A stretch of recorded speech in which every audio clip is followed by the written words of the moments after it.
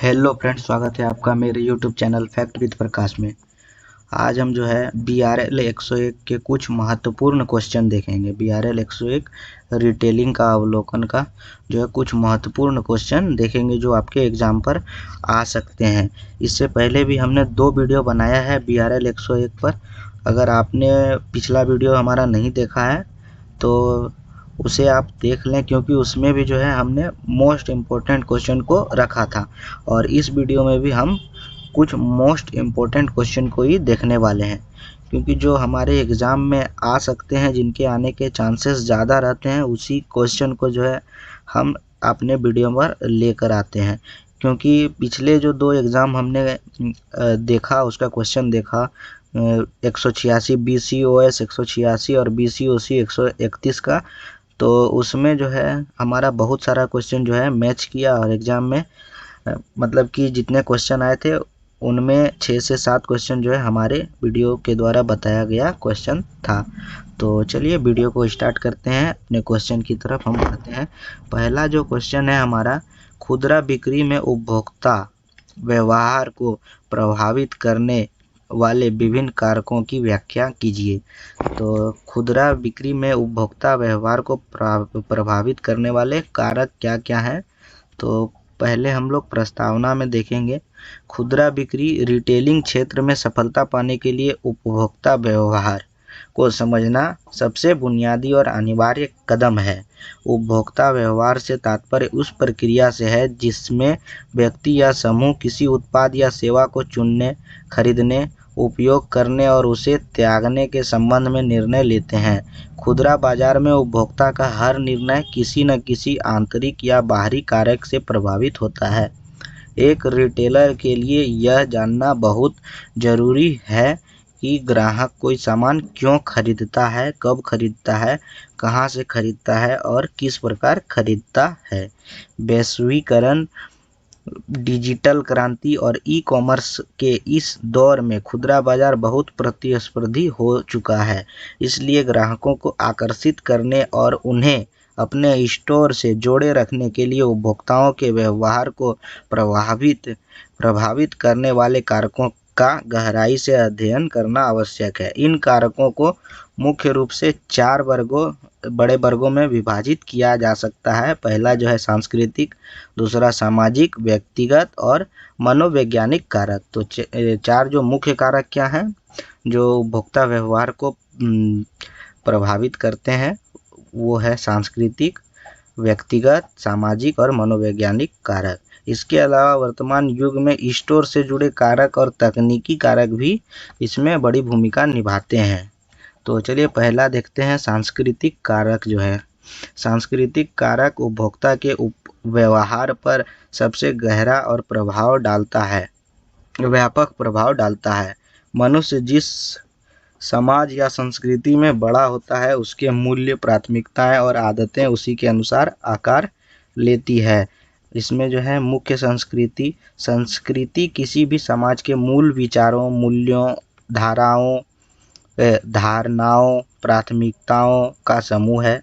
उदाहरण के लिए भारतीय संस्कृति में त्योहारों जैसे दिवाली, ईद, दुर्गा पूजा आदि और शादियों के दौरान नए कपड़े, आभूषण और मिठाइयों की खुदरा बिक्री में भारी उछाल आता है। रिटेलर्स को अपनी रणनीतियां स्थानीय संस्कृति के अनुसार ही बनानी पड़ती है। उप संस्कृति, एक बड़ी संस्कृति के भीतर कई छोटी उप संस्कृतियां होती हैं जो धर्म, क्षेत्र या राष्ट्रीयता पर आधारित होती है। जैसे दक्षिण भारतीय और उत्तर भारतीय ग्राहकों की भोजन, पहनावे और त्योहारों की प्राथमिकताएं अलग अलग हो सकती है।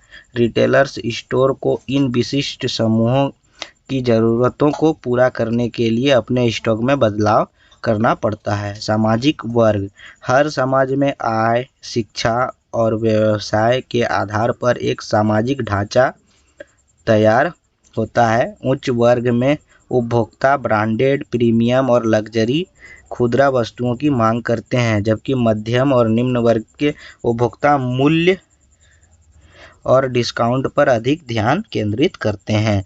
अब जो है दूसरा कारक जो हमारा है सामाजिक कारक। इसमें जो है मनुष्य एक सामाजिक प्राणी है इसलिए उसके क्रय निर्णय उसके आसपास के लोगों और समाज द्वारा अत्यधिक प्रभावित होते हैं। संदर्भ समूह इसके अंतर्गत वे लोग आते हैं जिससे कोई व्यक्ति सीधे या परोक्ष रूप से प्रभावित होता है। इसमें मित्र, सहकर्मी और सेलिब्रिटीज शामिल हैं। यदि किसी कॉलेज या ऑफिस ग्रुप में किसी खास ब्रांड के स्मार्टफोन या जूतों का चलन बढ़ जाता है तो अन्य सदस्य भी खुदरा दुकानों से उसी उत्पाद को खरीदने के लिए प्रेरित होते हैं। अब जो है परिवार, इसमें परिवार किसी भी उपभोक्ता सबसे प्राथमिक और महत्वपूर्ण सामाजिक संगठन है। परिवार के सदस्य जैसे माता पिता, जीवन साथी और बच्चे की पसंद खुदरा खरीदारी पर गहरा असर डालती है। उदाहरण के लिए घर के किराना सामान की खरीदारी में अक्सर महिलाओं की भूमिका मुख्य होती है, जबकि बच्चों के खिलौनों या गैजेट्स में बच्चों की पसंद मायने रखती है। तीसरा जो है भूमिका और स्थिति। समाज में एक व्यक्ति की क्या भूमिका या पद है, वह उसी के अनुरूप खरीदता है। एक बड़ी कंपनी के सीईओ का खुदरा स्टोर से कपड़े या गाड़ियां खरीदने का तरीका एक आम कर्मचारी से अलग होगा, क्योंकि वे समाज में अपनी स्थिति या स्टेटस को बनाए रखना चाहता है। तीसरा जो है व्यक्तिगत कारक। इसमें जो है उपभोक्ता व्यवहार व्यक्ति की अपनी उम्र, जीवन शैली और आर्थिक स्थिति जैसे व्यक्तिगत गुणों से भी सीधे प्रभावित होता है। आयु और जीवन चक्र जो है इसका, उम्र के साथ इंसान की ज़रूरतें और पसंद बदलती रहती है। एक बच्चा खिलौने और चॉकलेट पसंद करता है, एक युवा ट्रेंडी कपड़े, इलेक्ट्रॉनिक्स की तरफ आकर्षित होता है, जबकि एक बुजुर्ग व्यक्ति स्वास्थ्य संबंधी उत्पादों को प्राथमिकता देता है। अविवाहित युवाओं की खुदरा खरीदारी की आदतें शादीशुदा और बच्चों वाले माता पिता से काफ़ी भिन्न होते हैं। आर्थिक स्थिति किसी व्यक्ति की क्रय शक्ति उसकी आय, बचत और कर्ज लेने की क्षमता पर निर्भर करती है। यदि देश में आर्थिक मंदी या व्यक्ति की आय कम है तो केवल आवश्यक खुदरा वस्तुओं पर खर्च करेगा। इसके विपरीत अच्छी आय होने पर वह लग्जरी और आरामदायक चीज़ें पर अधिक खर्च करेगा।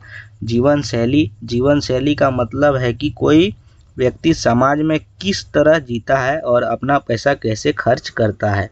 एक स्वस्थ जागरूक व्यक्ति खुदरा स्टोर से ऑर्गेनिक फूड और स्पोर्ट्स गियर खरीदेगा, जबकि एक तकनीकी प्रेमी व्यक्ति हमेशा नवीनतम गैजेट्स की तलाश में रहेगा। व्यक्तित्व और आत्मधारणा। हर व्यक्ति का अपना एक अनोखा व्यक्तित्व होता है जो उसके आत्मविश्वास, आक्रामकता या अनुकूलनशीलता को झलकता है। लोग अक्सर खुदरा ब्रांड्स को चुनते हैं जो उसके स्वयं के व्यक्तित्व या उनकी छवि से मेल खाते हैं। चौथा जो है मनोवैज्ञानिक कारक जो था, उपभोक्ता के मन के भीतर चलने वाली प्रक्रिया उसे क्रय व्यवहार को तय करती है। ये कारक आंतरिक होते हैं। अभिप्रेरणा, जब किसी व्यक्ति की कोई आवश्यकता बहुत तीव्र हो जाती है तो वह एक प्रेरणा का रूप ले लेती है। उदाहरण के लिए भूख लगने पर भोजन की खोज करना या समाज में अपनी पहचान बनाने के लिए एक महंगी घड़ी खरीदना। खुदरा विक्रेता विज्ञापनों के जरिए उपभोक्ताओं के भीतर इसी प्रेरणा को जगाने का प्रयास करता है। अनुभूति और प्रत्यक्षीकरण। दो अलग अलग लोग एक ही खुदरा स्टोर या विज्ञापन को अलग अलग नज़रिए से देख सकते हैं। एक उपभोक्ता को किसी बड़े मॉल की सेल बहुत फायदेमंद लग सकती है, जबकि दूसरे को लग सकता है कि यह केवल पुराना स्टॉक निकालने का एक पैंतरा है। रिटेलर्स के लिए बाजार में अपनी सकारात्मक छवि बनाना बहुत ज़रूरी है। सीखना और अधिगम। जब उपभोक्ता किसी उत्पाद का उपयोग करते हैं और उनका अनुभव अच्छा रहता है तो भविष्य में उसी खुदरा ब्रांड से खरीदारी करना सीख जाते हैं। इसे ब्रांड निष्ठा कहा जाता है। बुरा अनुभव होने पर वे तुरंत अपना रिटेलर बदल देते हैं। विश्वास और दृष्टिकोण। किसी उत्पाद या ब्रांड को प्रभावित उपभोक्ता का विश्वास उसके पिछले अनुभवों पर सुनी सुनाई बातों पर टिका होता है। यदि किसी उपभोक्ता का यह दृष्टिकोण बन चुका है कि अमुक चीनी ब्रांड टिकाऊ नहीं होते, तो वह खुदरा दुकान पर जाकर भी उस ब्रांड को नहीं खरीदेगा। स्टोर से जुड़े और विपणन कारक भी जो है इनके कारक हैं। ऊपर दिए गए प्रारंभिक कारकों के अलावा खुदरा दुकान का माहौल और रिटेलर की अपनी रणनीतियां भी ग्राहक के निर्णय को तुरंत बदल सकती है। स्टोर का लेआउट और दृश्य मर्चेंडाइजिंग, दुकान के अंदर सामान को किस तरह सजाया गया है इसका बहुत बड़ा प्रभाव पड़ता है। आकर्षक लाइटिंग, सुहावना संगीत और ट्रेंडिंग डिस्प्ले ग्राहकों को स्टोर के अंदर समय बिताने के लिए मजबूर करते हैं, जिससे आकस्मिक खरीदारी की संभावना बढ़ जाती है। बिलिंग काउंटर के पास चॉकलेट या छोटे सामान रखना इसका एक बड़ा उदाहरण है। दूसरा है मूल्य निर्धारण और ऑफर। एक के साथ एक मुफ्त, भारी डिस्काउंट या कैशबैक जैसे ऑफर्स उपभोक्ताओं को आकर्षित करने के सबसे अचूक हथियार हैं। मूल्य के प्रति संवेदनशील ग्राहक अक्सर ऑफर्स देखकर अपनी योजना से हटकर भी खरीदारी कर लेते हैं। स्टोर की लोकेशन, यदि कोई खुदरा दुकान ऐसी जगह पर स्थित है जहां आसानी से पहुंचा जा सकता है और पार्किंग की अच्छी व्यवस्था है, तो उपभोक्ता वहां जाना पसंद करते हैं। छठा जो है आधुनिक और तकनीकी कारक। इसमें जो है आज के डिजिटल युग में खुदरा क्षेत्र का स्वरूप पूरी तरह बदल चुका है और तकनीकी ग्राहकों को व्यवहार का एक नया मोड़ दे रहा है। ऑनलाइन और ऑफलाइन का एकीकरण, आजकल उपभोक्ता दुकान पर जाने से पहले ऑनलाइन अमेज़न या फिर फ्लिपकार्ट पर उत्पाद की कीमत और रिव्यू चेक करता है। कई बार वे ऑनलाइन सामान देखकर स्टोर से खरीदता है या फिर स्टोर पर जाकर ट्रायल लेकर ऑनलाइन ऑर्डर कर देता है। डिजिटल भुगतान की सुविधा, UPI, credit card, buy now pay later जैसी सुविधा खुदरा खरीदारी को बेहद आसान बना दिया है। जेब में नकद पैसे न होने पर भी उपभोक्ता तुरंत भुगतान करके सामान खरीद लेते हैं। निष्कर्ष जो है संक्षेप में कहा जाए तो खुदरा बिक्री में उपभोक्ता व्यवहार को एक तरफा प्रक्रिया नहीं है, बल्कि यह सांस्कृतिक, सामाजिक, व्यक्तिगत, मनोवैज्ञानिक और आधुनिक तकनीकी कारकों का एक जटिल मिश्रण है। एक सफल खुदरा विक्रेता वही है जो इन बदलते कारकों के साथ रहते भांप लेता है और अपनी रणनीतियों को उसी के अनुसार ढालता है। उपभोक्ताओं के व्यवहार को गहराई से समझकर ही कोई भी रिटेल व्यवसाय न केवल अपनी बिक्री बढ़ा सकता है, बल्कि बाजार में एक लंबे समय तक टिकने वाला ब्रांड भी स्थापित कर सकता है। अब अगला क्वेश्चन जो है हम देखेंगे, विभिन्न आधुनिक खुदरा प्रारूप पर चर्चा कीजिए। रिटेल संगठन में इन प्रारूपों के क्या लाभ हैं? हम दो भाग में इसका आंसर देखेंगे। पहला जो है विभिन्न आधुनिक खुदरा प्रारूप और उनके लाभ का जो है प्रस्तावना देख लेते हैं। उसके बाद हम दो भाग में इसका आंसर देखेंगे, ताकि अगर केवल जो है प्रारूपों की चर्चा कीजिए तो आए लिख सकते हैं, या फिर रिटेल संगठन में प्रारूपों के क्या लाभ है वो भी हम लिख सकते हैं। प्रारंभिक खुदरा व्यापार जैसे स्थानीय किराना दुकान या हाट बाजार के दौर से निकलकर आज रिटेल क्षेत्र एक बड़े बदलाव से गुजर रहा है। वैश्वीकरण, शहरीकरण, उपभोक्ताओं की बढ़ती आय और तकनीकी विश्वास से आधुनिक खुदरा प्रारूपों को जन्म दिया है। आधुनिक रिटेल प्रारूपों का तात्पर्य संगठित खुदरा व्यापार के उन विभिन्न स्वरूपों से है जो ग्राहकों को एक ही छत के नीचे बेहतरीन माहौल, विविधता, गुणवत्ता और प्रतिस्पर्धी मूल्य पर वस्तुएं प्रदान करते हैं। आज के खुदरा संगठनों ग्राहकों की बदलती प्राथमिकता और लाइफस्टाइल के अनुसार खुद को अलग अलग प्रारूपों में ढाल रहे हैं, ताकि वे बाजार में अपनी पकड़ मजबूत कर सके। इसका जो है पहला भाग में हम लोग देखेंगे विभिन्न आधुनिक खुदरा प्रारूप क्या है। आधुनिक खुदरा प्रारूपों की उनकी बनावट, उत्पाद श्रेणी और बिक्री के तरीके के आधार पर मुख्य रूप से निम्नलिखित भागों में विभाजित किया जा सकता है।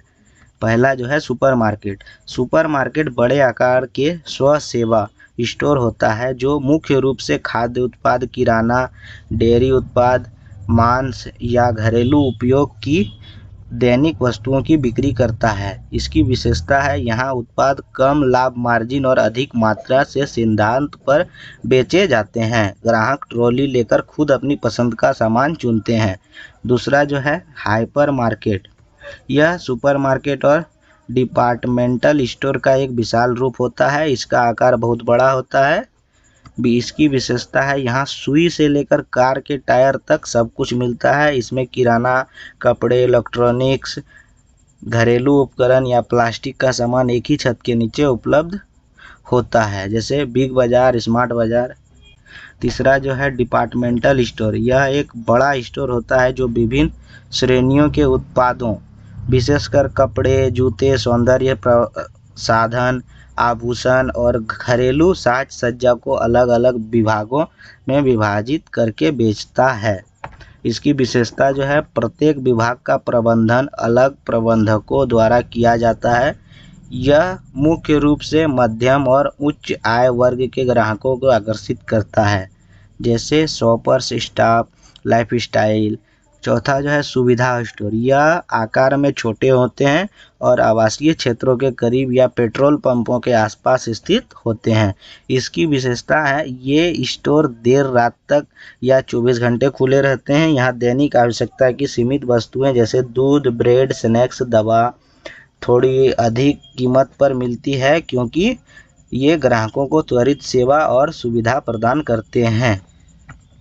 विशेषता स्टोर, ये स्टोर किसी एक विशिष्ट उत्पाद श्रेणी पर ध्यान केंद्रित करते हैं और उसमें गहरा स्टॉक रखते हैं। विशेषता इसकी है जैसे केवल मोबाइल फोन स्टोर, केवल सपोर्टर्स गियर का स्टोर, स्पोर्ट्स गियर का स्टोर या केवल सौंदर्य प्रसाधन का स्टोर जैसे। ग्राहक यहाँ को विशेष सलाह और उच्च गुणवत्ता मिलती है। यानी जो है विशिष्ट उत्पाद जो रखते हैं विशेषता स्टोर, उसमें स्पेशल जो है मोबाइल का है तो मोबाइल का स्टोर रहेगा, उसमें स्पोर्ट्स का है तो स्पोर्ट्स का ही रहेगा। इसी तरह का शॉप जो है होता है। डिस्काउंट स्टोर, ये स्टोर ब्रांडेड और गैर ब्रांडेड सामानों को मूल्य बाजार से काफ़ी कम कीमत पर बेचते हैं। इसकी विशेषता है इनका इंटीरियर बहुत साधारण होता है और ये परिचालन को कम रखकर ग्राहकों को भारी छूट देते हैं, जैसे डी मार्ट।